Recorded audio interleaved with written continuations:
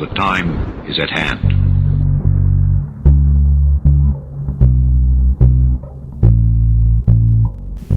From the land of the rising crackheads in Williamson, West Virginia, you're in dark places.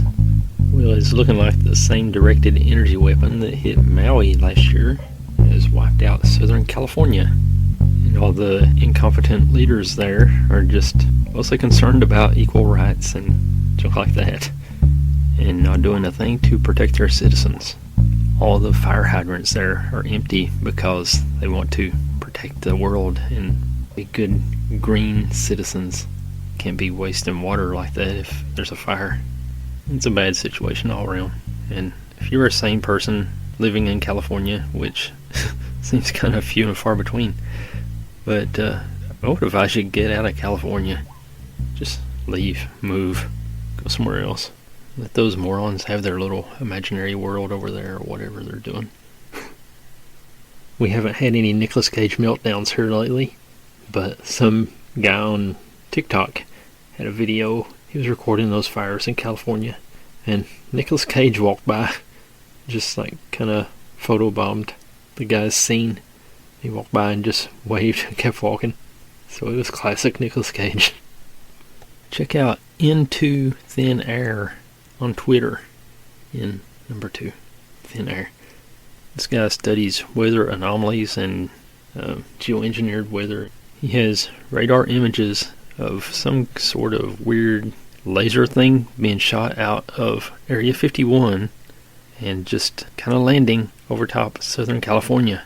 Looks pretty fishy to me. From man-made directed energy weapons to a somewhat more natural energy weapon, the Tunguska explosion. In 1908, a vast area of Siberia was devastated by the explosion of a huge fireball. Trees were scorched and filled, and the skins of many animals broke out in scabs. Could this have been a nuclear explosion? Yeah, Ribpath analyzes the facts. Thanks, Ian. On the morning of June 30th, 1908, farmer S.B. Semenov was sitting on his porch in the isolated Siberian trading station of Vanavara, 500 miles northwest of Lake Baikal. It was still only 7 a.m., but the day was already well underway. The sun rises early in midsummer, this far north. Nearby, Semenov's neighbor, P.P. Kolosevop, was pulling nails out of a window frame with pincers. Neither man could have an inkling of the drama they were about to witness. Suddenly, Semenov was startled to see, toward the northwest, a brilliant fireball that covered an enormous part of the sky. Semenov, twisted in pain for the fireball's heat, felt as though it were burning his shirt. Next door, Kolosepov dropped his pincers and clasped his hands to his ears, which felt as though they were burning. He first glanced at his roof, suspecting it to be on fire, and then turned to Semenov. "Did you see anything?" Kolosepov asked. "How could one help but see it?" replied the frightened Semenov, still stinging from his burns. A few seconds later, the blinding bright blue fireball, trailing a column of dust, exploded 40 miles from Vanavara with a force that knocked Semenov off his porch, where he lay unconscious for a few seconds. On coming to, he felt ground tremors that shook the entire house, broke the barn door, and shattered windows. In the house of Kolosepov, earth fell from the ceiling, and a door flew off the stove. Sounds like thunder rumbled in the air. The Great Siberian Fireball of 1908 was an event so exceptional that it excited a controversy that continues to this day. Explanations for it range into the realm of bizarre, including the remarkable hypothesis that it was caused by nothing less than the emergency landing of a nuclear spacecraft, perhaps even of extraterrestrial origin. The area of which the object fell, in the valley of the stony Tunguska River, was sparsely inhabited by the Tungus, a nomadic, Mongol-like people who herded reindeer. Near the center of the fall, north of Vanavara, several Tungus were thrown into the air by the explosion, and their tents were carried away in a violent wind. Around them, the forest began to blaze. As the dazed Tungus cautiously inspected the site of the blast, they found scenes of terrifying devastation. Trees were felled like matchsticks for up to 20 miles around. The intense heat from the explosion had melted metal objects, destroyed storehouses, and burned reindeer to death. No living animals were left in the area, but miraculously no humans were killed by the blast. There were also reports that a mysterious black rain had fallen in the area. The effects of the Tunguska blast were seen and felt for 600 miles around.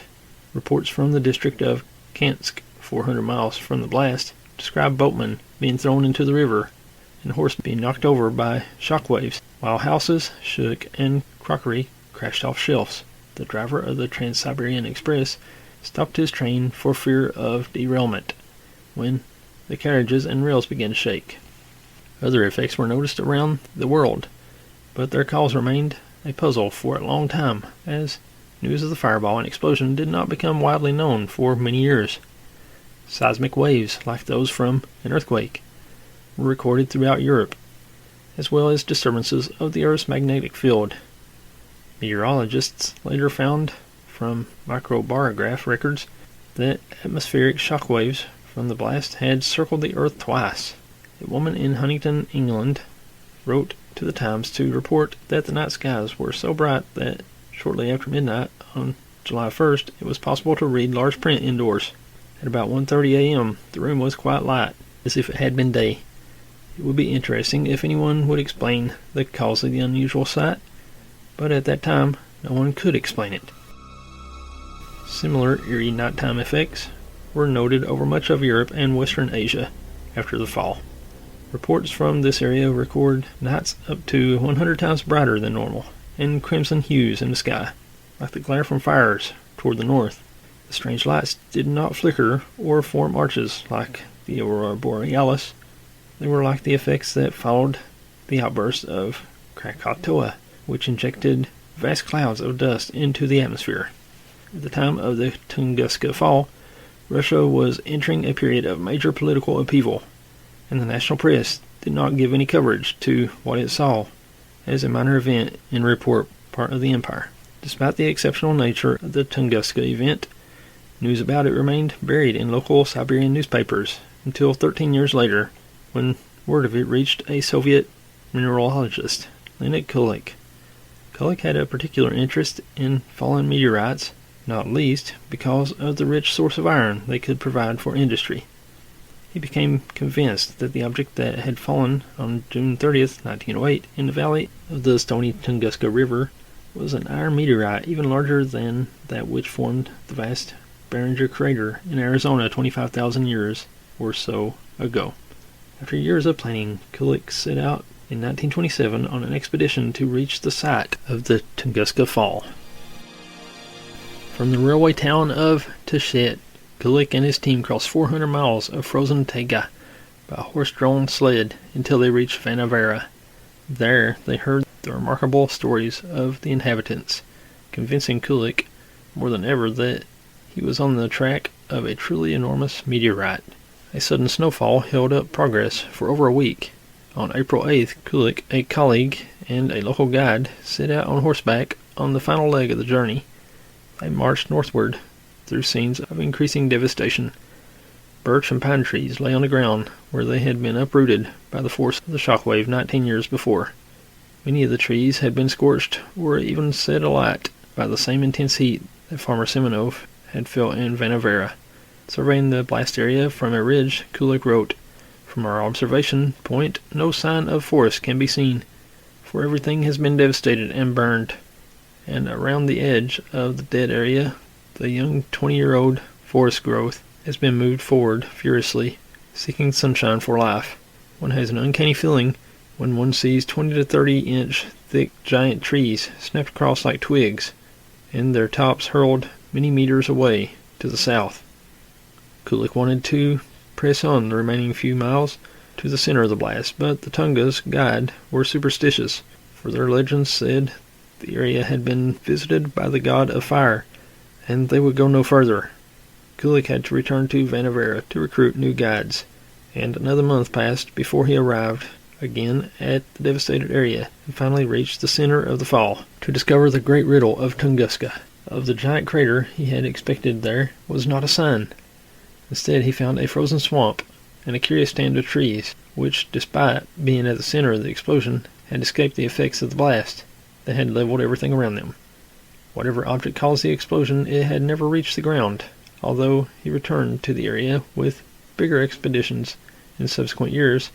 Kulik never found any fragments of meteoric iron. So the Tunguska blast was not caused by the impact of an iron meteorite. What was the cause? In 1930, the English meteorologist Francis J.W. Whipple, assistant director of the Meteorological Office, proposed that the event had been caused by the collision of the Earth with a small comet, a suggestion supported by the Soviet astronomer A.S. Astapovich. The popular view of a comet is a giant glowing ball of dust and gas trailing streamers for millions of miles, as with the spectacular Halley's Comet in 1910. But such brilliant comets are the exception rather than the rule. A dozen or more comets may be tracked by astronomers each year, but few or none of them ever become visible to the naked eye. Most comets are smaller and fainter than those illustrated in astronomy books. Some comets, particularly old ones, may show no tail at all. According to the most popular theory, a comet resembles a dirty snowball or frozen gas and dust. Old comets run out of gas to become nothing more than loose bags of low-density rocks. Such an object would indeed cause a blazing fireball as it burned up by friction after plunging at high speed into the Earth's atmosphere, eventually shattering explosively as forces of deceleration overcome its own strength. The mid-air blast of such an object would explain why there was no crater or meteorite fragments at Tunguska. But critics of the comet theory argued that no comet had been seen in the sky before the Tunguska blast.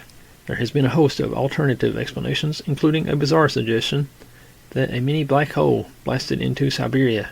According to astronomical theory, a mini black hole with the mass of an asteroid packed into the size of an atomic particle could have been formed in the maelstrom following the Big Bang explosion, believed by some to have marked the origin of the universe.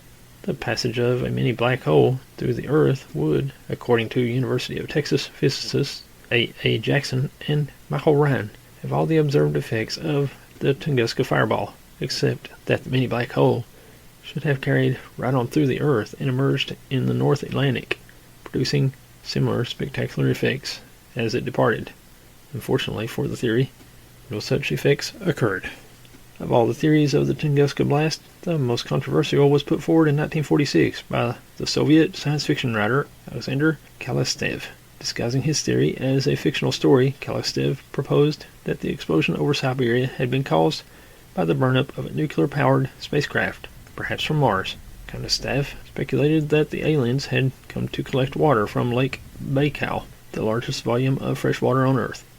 As the craft plummeted into the atmosphere, it heated up by friction until the engines erupted in a mid-air blast like the Hiroshima bomb. Soviet ufologists Felix Zeigel and Alexei Zolotov have supported the exploding nuclear spacecraft idea. Zeigel proposed that the craft performed a crazy zigzag as it desperately attempted to land, although none of the eyewitnesses actually reported seeing the fireball change course.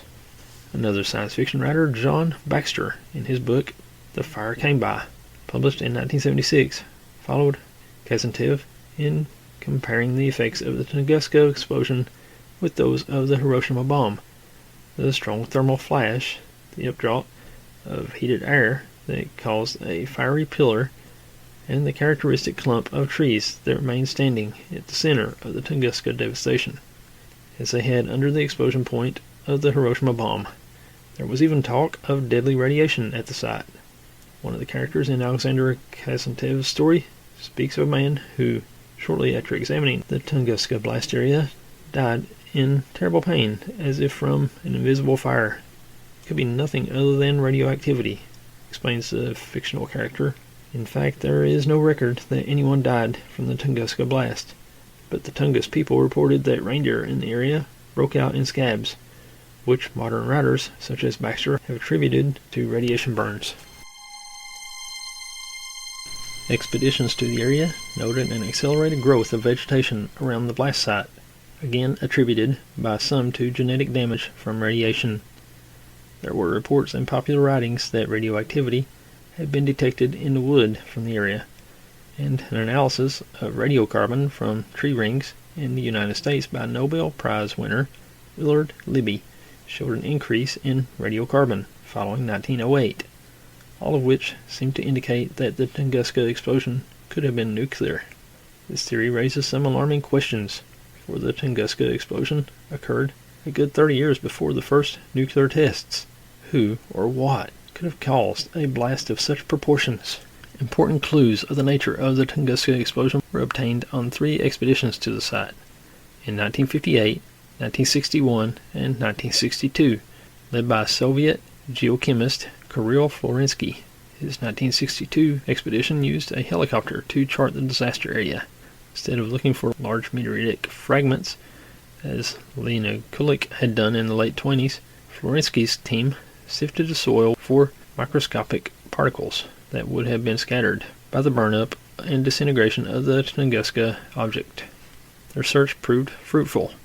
The scientists traced a narrow tongue of cosmic dust stretching for 150 miles northwest of the site, composed of magnetite and glassy droplets of fused rock. The expedition found thousands of examples of metal and silicate particles fused together, indicating that the Tunguska object had not been of uniform composition. A low-density, stony composition containing flakes of iron is believed to be typical of interplanetary debris, particularly meteors, or shooting stars, which are themselves composed of dust from comets. The particles spread northwest of the Tunguska blast were apparently the vaporized remains of a comet's head.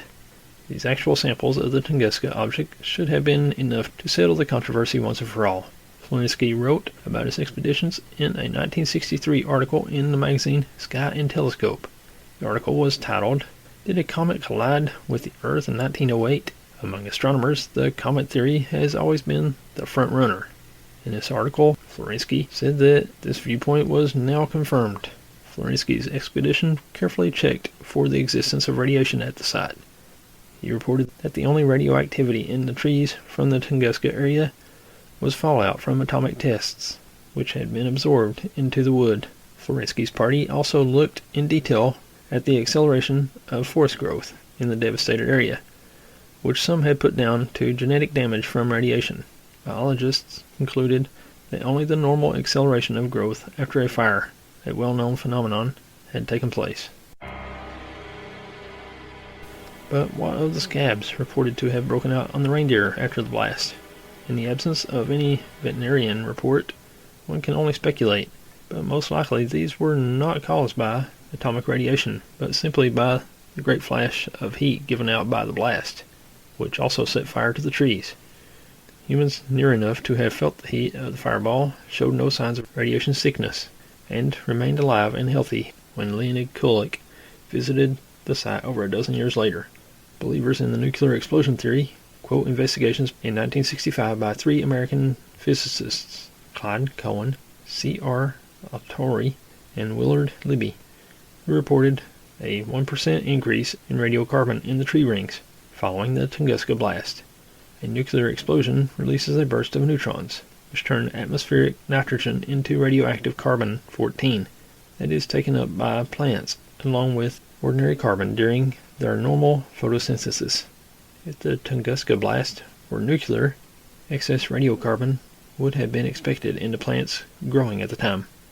To test this prediction, the American scientists examined tree rings from a 300-year-old Douglas fir from the Catalina Mountains near Tucson, Arizona, and also from an ancient oak tree near Los Angeles. They found that the level of radiocarbon in the rings of both trees had jumped by 1% from 1908 to 1909. The picture is confused by erratic fluctuations of up to 2% that exist in the levels of radiocarbon measured in the tree rings from year to year. Therefore, a 1% radiocarbon increase is not outside the range of normal fluctuations caused by natural effects. An important double check was made by 3 Dutch scientists on a tree from Trondheim, Norway, much nearer to the blast, where the radiocarbon effects would be expected to be more noticeable. Instead of a radiocarbon rise in 1909, they found a steady decrease around that time. Therefore, the increase in American trees found by Cohen, Artori, and Libby must be due to local effects and not to the Tunguska blast. Lastly, what about the clump of trees left standing at the center of the Tunguska blast area, as were trees under the explosion point of the Hiroshima bomb and the fiery pillar seen after the explosion? In fact, these effects are not unique to a nuclear blast. Any explosion is followed by an updraft of heated air and a puff of smoke. Brilliant exploding fireballs happen frequently as chunks of solar system debris plunge into the atmosphere. Fortunately for us, most of them are far smaller than the Tunguska object. The clump of standing trees would be left behind by an aerial explosion of any kind, as shown by the scale model experiments of Igor Zotkin and Mikhail Tiskilin of the Soviet Academy of Scientists Meteorite Committee. They set off small explosions over a field of model trees and found they were able to reproduce the pattern of felled trees, including the central standing clump. Therefore, it seems that all the evidence adduced for a nuclear explosion at Tunguska is either misinterpretation or mischievous distortion. Remarkably, the Tunguska event was repeated on a smaller scale over North America on the night of March 31st, 1965. An area of nearly 39,000 square miles of the United States and Canada was lit up by the descent of a body that detonated over the towns of Revelstoke and Golden, 250 miles southwest of Edmonton, Alberta, Canada. Residents of those towns spoke of a thunderous roar that rattled and broke windows. The energy released was equal to several kilotons of TNT. Scientists predicted the meteorite's point of impact and set out to look for a crater, much as Leonid Kulik had done in Siberia half a century before. Like him, they were unsuccessful. Scanning the snow-covered ground from the air, the scientists were unable to find traces of the meteorite or of a crater. Only when investigators went into the area on foot did they find that a strange black dust coated the snow for miles around. Samples of the dirt were scraped up and proved to have the composition of a particularly fragile type of stony meteorite known as carbonaceous chondrite. The Revelstoke object fragmented in midair, raining thousands of tons of crumbly black dust upon the snow. Significantly, witnesses to the Tunguska blast described just such a black rain. Clinching evidence for the cometary nature of the Tunguska object comes from the results of one of the Soviet studies at the site, reported in 1977. Microscopic rocky particles found in the 1908 peat layers had the same composition as cosmic particles collected from the upper atmosphere by rockets. Thousands of tons of this material are estimated to be scattered around the fall area. Along with these particles of rock from space were jagged particles of meteoritic iron. The Soviet researchers concluded that the Tunguska object was a comet of carbonaceous chondrite composition. This comes as no surprise, for astronomers are finding that a carbonaceous chondrite composition is typical of interplanetary debris. But if it is a comet, why was it not seen in the sky prior to the impact? Firstly, it always stayed close to the sun, so that it was lost in a glare. And secondly, it was too small to have ever become bright enough to see, even in a dark sky. Astronomers now believe that the Tunguska object was actually a fragment broken several thousand years ago from Comet Inc., an old and faint comet with the shortest known orbit of any comet around the sun. A Czech astronomer, Lubor Kresak, pointed out in 1976 that the orbit of the Tunguska object, deduced from the direction and angle at which it struck the Earth, was remarkably similar to that of Inc.'s comet. Dr. Kresak estimated that the body had a diameter of only about 100 yards when in space and a mass of up to 1 million tons. Dust from its disintegration in the atmosphere caused the bright nights observed in the northern hemisphere in the period following the Tunguska event.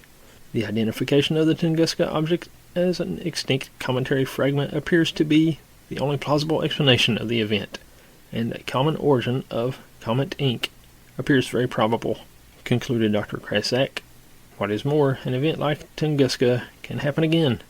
astronomers have found a number of small asteroids whose orbits cross the path of Earth.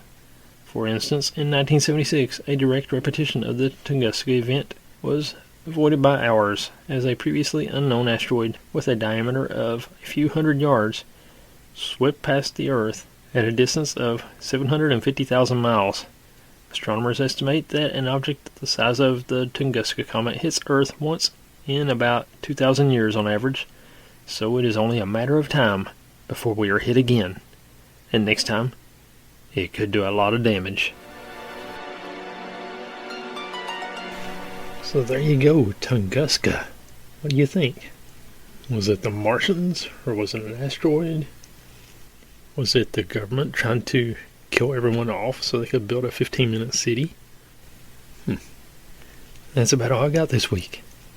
If you've got a true scary story and you'd like to be a guest on the show, or if you've got a topic for the show, send an email to indarkplacespod@hotmail.com. And we'll see you again right here next week. Thanks for listening. God bless.